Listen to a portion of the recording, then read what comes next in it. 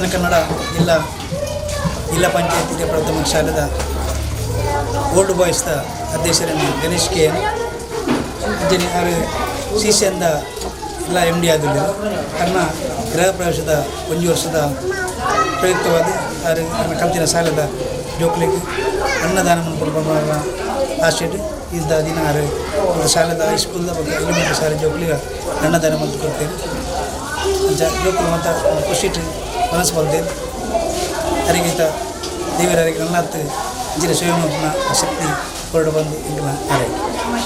ನಮ್ಮ ಶಾಲೆಯ ಹಳೆ ವಿದ್ಯಾರ್ಥಿ ಸಂಘದ ಅಧ್ಯಕ್ಷರಾದ ಶ್ರೀ ಗಣೇಶ್ ಅವರು ನಮ್ಮ ಶಾಲೆಯ ಎಲ್ಲ ಮಕ್ಕಳಿಗೆ ಭೋಜನ ವ್ಯವಸ್ಥೆಯನ್ನು ಮಾಡಿದ್ದಾರೆ. ಅವರ ಗೃಹ ಪ್ರವೇಶದ 1 ವರ್ಷದ ನೆನಪಿಗೋಸ್ಕರ ಎಲ್ಲ ಮಕ್ಕಳಿಗೆ ಭೋಜನ ವ್ಯವಸ್ಥೆಯನ್ನು ಮಾಡಿದ್ದಾರೆ. ಅವರಿಗೆ ಮತ್ತು ಅವರ ಕುಟುಂಬದವರಿಗೆ ಆಯುರ್ವೇದ ಸುಖ ಸಂಪತ್ತು ಕೊಟ್ಟು ಕಾಪಾಡಲಿ, ಇನ್ನು ಹೆಚ್ಚಿನ ದಾನಗಳನ್ನು ಮಾಡ್ತಾ ಇರಲಿ ಅಂತ ನಾನು ಶಾಲೆಯ ಪರವಾಗಿ ಹಾರೈಸ್ತೇನೆ.